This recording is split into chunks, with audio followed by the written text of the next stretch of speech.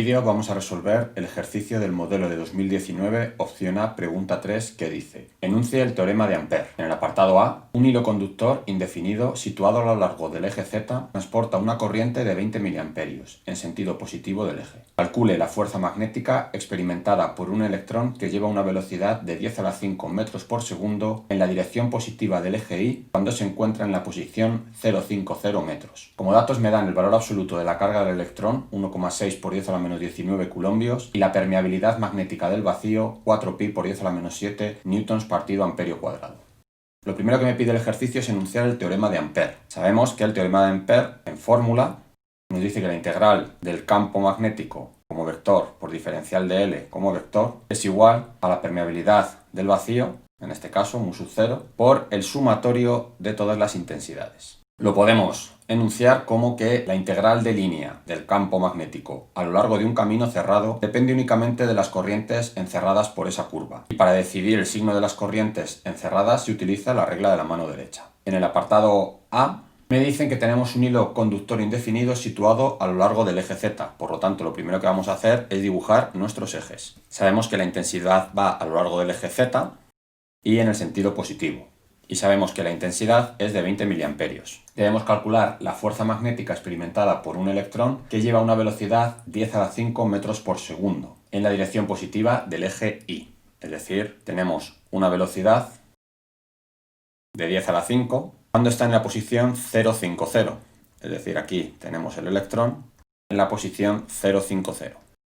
Lo primero que vamos a hacer en este ejercicio es calcular el campo magnético creado por el conductor. Sabemos que el campo magnético viene dado por la ley de Ampère, podemos calcularlo en módulo como mu sub 0 por I, dado que solo tenemos una intensidad, dividido entre la integral de diferencial de L, que en nuestro caso será 2pi por R, que es el perímetro de una circunferencia, y en vez de decir R vamos a llamarlo D, que va a ser la distancia que hay desde el hilo hasta la carga. Sustituyendo los datos tenemos 8 por 10 a la menos 10 teslas. Por lo tanto, ya sabemos el módulo del campo magnético creado por el hilo. Para saber el sentido de este campo, utilizamos la regla de la mano derecha. Sabemos que tenemos que orientar el pulgar en el mismo sentido que la corriente y el resto de los dedos me marcará el sentido del campo. De tal manera que para el punto 0,50 podemos observar que el campo magnético como vector va a ser igual a menos 8 por 10 a la menos 10 y Tesla. Es decir, en ese punto vamos a tener un campo magnético entrando en el plano.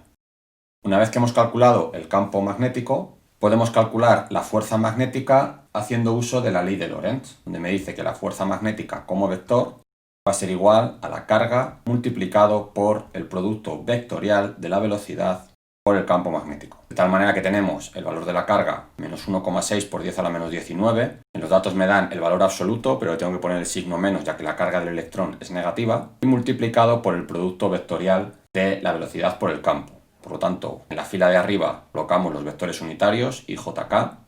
En la siguiente colocamos la velocidad, que sabemos que es 10 a la 5 metros por segundo en el sentido positivo del eje Y, por lo tanto 10 a la 5 J.